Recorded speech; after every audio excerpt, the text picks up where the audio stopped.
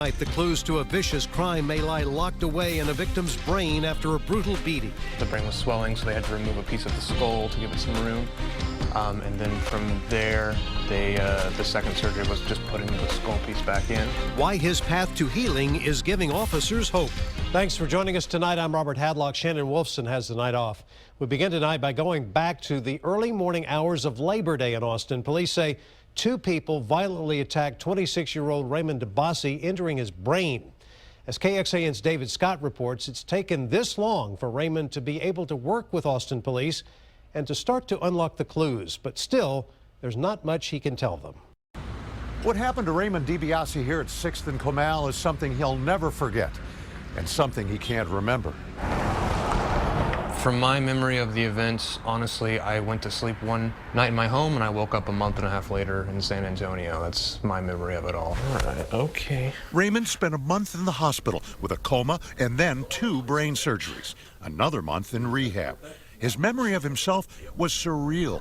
When I woke up, I knew that my name was Ray and who I was, but my memories of myself weren't personal memories. I knew myself the way you know the character from a book. I wouldn't wish it on anybody else. It's a hell of a thing. A tech specialist for Apple, Raymond writes poetry in his spare time and dotes on his cats. A gentle soul.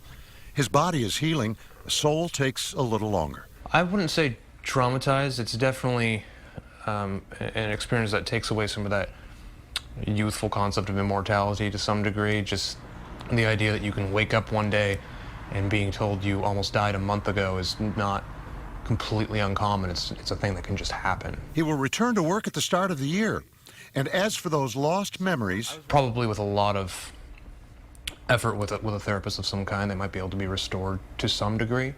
But a lot of them probably won't be, just because the brain wasn't recording at that point in time. Raymond's not sure he wants to go through that therapy, but he's considering it, just in case it might help catch the people who did this to him.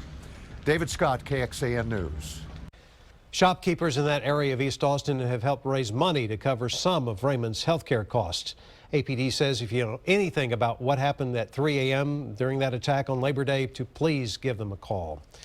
Medical experts say there's a good chance Raymond could get his memory back. Looking more in depth tonight, doctors often compare the way memories move through the brain to a tree.